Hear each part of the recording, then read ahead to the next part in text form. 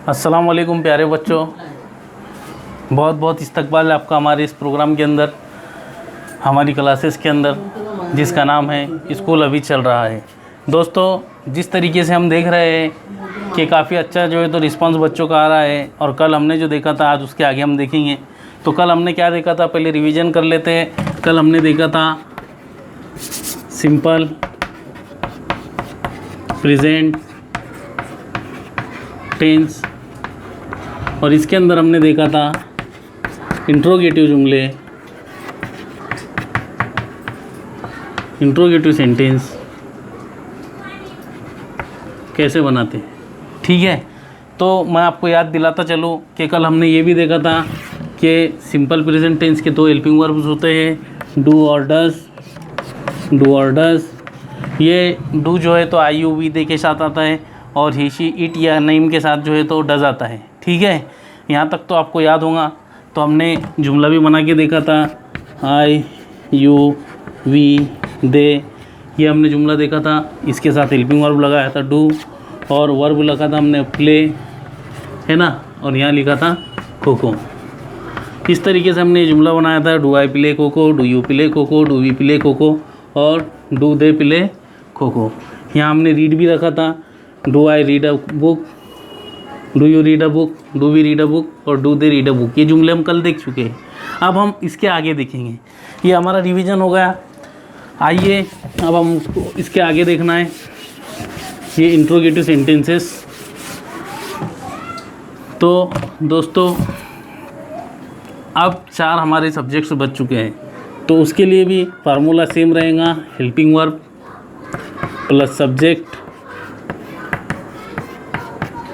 Plus verb plus object. अब मैं सबसे पहले एक हेल्पिंग वर्ब आपको लेकर बताता हूँ किस तरीके से इस्तेमाल होता है। यहाँ मैं पहले सब्जेक्ट ले लेता हूँ, ही शी इट नेम के अंदर से मैंने यहाँ पर ही ये सब्जेक्ट ले लिया। तो अब मुझे मालूम है कि ही शी और इट नेम के साथ डज आएगा, तो मैं यहाँ पर क्या लिख लूँगा, डज, डज ही। ओके, तो यहाँ पर हमारा हो गया डज ही। ठीक है, अब वर्ब लिखना है। तो अब मैंने ही के साथ जो वर्ब आता है, कौन सा आता है, प्ले अगर है तो पहले हम जो तो अफर्मेटिव पॉजिटिव सेंटेंसेस के अंदर यहाँ पर एस लगाया जाता है ही के साथ, है ना। लेकिन क्या होता है कि जब यहाँ डज का इस्तेमाल होता है तो ये एस निकल जाता है।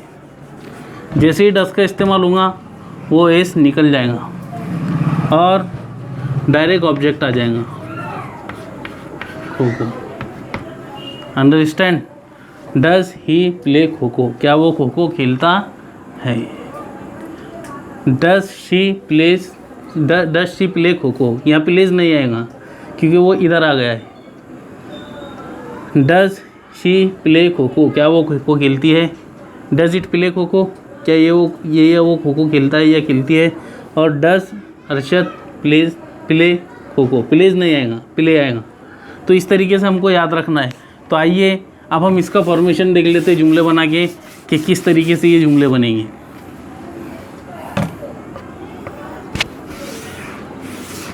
फार्मूला डबल से लिखते हैं, helping verb plus subject plus verb, verb की कौन सी शक्ल, पहली शक्ल, प्लस ऑब्जेक्ट। ठीक है, अब देखिए मैं यहाँ सब्जेक्ट लिख लेता हूँ, मैं लकीर खींच लेता हूँ पहले। ये बन गया चार्ट। चार्ट बनाना कोई मुश्किल नहीं है दोस्तों, सिर्फ तुमको ये फार्मूला एक बार समझ में आ गया, आप अनगिनत जुमले बना सकते हैं जो आपने सोचे भी नहीं होंगे। ऐसे जुमले बना बना के आप बोलना सीख जाएंगे, पढ़ना भी सीख जाएंगे, इंग्लिश पढ़ना। तो देखिए मैं पहला वर्ब ले लेता हूँ, सब्जेक्ट ले लेता हूँ ही, ठीक है। दूसरा सब्जेक्ट शी, इट, और कोई नाम हमको लेना था अरशद, ठीक है। अब देखिए यहाँ पर इनके साथ हेल्पिंग वर्ब कौन सा आने वाला है, डू तो नहीं आने वाला, इनके साथ हेल्पिंग वर्ब आने वाला है डज। अब आप सोच रहे होंगे मैंने एच स्मॉल क्यों लिखा, एच स्मॉल क्यों लिखा, आई स्मॉल क्यों लिखा और ए कैपिटल क्यों लिखा। अगर ये सब स्मॉल है तो फिर ये भी स्मॉल होना चाहिए था, ख्याल तो आ रहा होगा। तो याद रखिए कोई भी नाम हो उसका पहला अल्फ़ाबेट क्या आता है, कैपिटल आता है। दूसरी बात, ये स्मॉल क्यों आए, ये स्मॉल इसलिए आए कि जुमला कहाँ शुरू हो रहा है, जुमला यहाँ शुरू हो रहा है डी से, तो ये डी कैपिटल आएगा, बाकी का सब कैसा आएगा, स्मॉल आएगा। जहाँ फुल स्टॉप लग रहा है या क्वेश्चन मार्क आ रहा है, भले उसके बाद का जुमला हम इस कैपिटल लिखेंगे, लेकिन जो पहला अल्फ़ाबेट रहेगा वो क्या रहेगा, कैपिटल रहेगा। फुल स्टॉप के बाद जो अल्फ़ाबेट आएगा वो कैपिटल रहेगा। ये नियम आपको छोटे छोटे नियम याद रखना है। तो देखिए, does he play kho kho, है ना। तो ये हमारा जुमला तैयार हो गया। Does he play kho kho, क्या वो खो खो खेलता है। Does she play kho kho, क्या वो खो खो खेलती है। Does it play kho kho, क्या ये या वो खो खो खेलता है या खेलती है। और डज अरशद प्ले खो खो, अरशद खो खो खेलता है। अब मैं यहाँ नाम किसी का भी लिख सकता हूँ, लड़की का भी लिख सकता हूँ। डज सानिया प्ले खो खो, क्या सानिया खो खो खेलती है। तो नाम किसी का भी हो सकता है। आपसे गुजारिश है कि आप यहाँ पर अपने नाम रखिए। किसी का नाम आमिर होगा, किसी का तौफीक होगा, किसी का जो है तो रेहान होगा। वो बच्चे अपने अपने नाम रखिए और जुमले बनाइए। अब चलिए हम यहाँ वर्ब बदलते हैं। अब मैंने यहाँ वर्ब बदल लिया, मैंने यहाँ वर्ब लिख लिया स्पीक। स्पीक यानी बोलना। और इंग्लिश, क्या बोलता है, English. Does he speak English, क्या वो इंग्लिश बोलता है। डज शी स्पीक इंग्लिश, क्या वो इंग्लिश बोलती है। डज इट स्पीक इंग्लिश, क्या वो इंग्लिश बोलता है। और डज अरशद स्पीक इंग्लिश, क्या अरशद इंग्लिश बोलता है। तो दोस्तों, आप जब भी घर पे बैठेंगे ये काम करते हुए, तो आपको क्या करना है, सबसे पहला काम तो ये करना है कि आपको वीडियोस पूरी देखना है।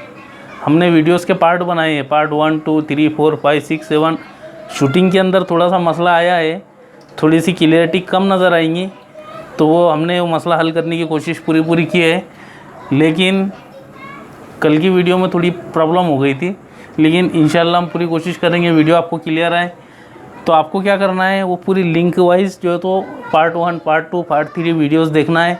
और ये जुमले जो है तो इस तरीके से चार्ट बनाना है, फार्मूलेज लिखना है। और ये चार्ट बनाने के बाद आपको जो है तो यहाँ पर सिर्फ वर्ब और ऑब्जेक्ट चेंज करना है।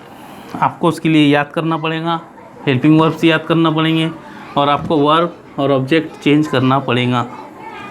उसके बाद आप जुमला आराम से बना सकते हैं।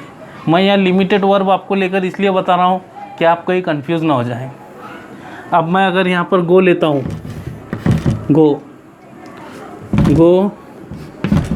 टू मार्केट, ठीक है। Does he go to market, क्या वो मार्केट जाता है। Does she go to market, क्या वो मार्केट जाती है। Does it go to market, क्या वो मार्केट जाता है। Does Arshad go to market, क्या अरशद मार्केट जाता है। तो दोस्तों बहुत बहुत शुक्रिया, पढ़ते रहिए, बढ़ते रहिए। Thank you very much.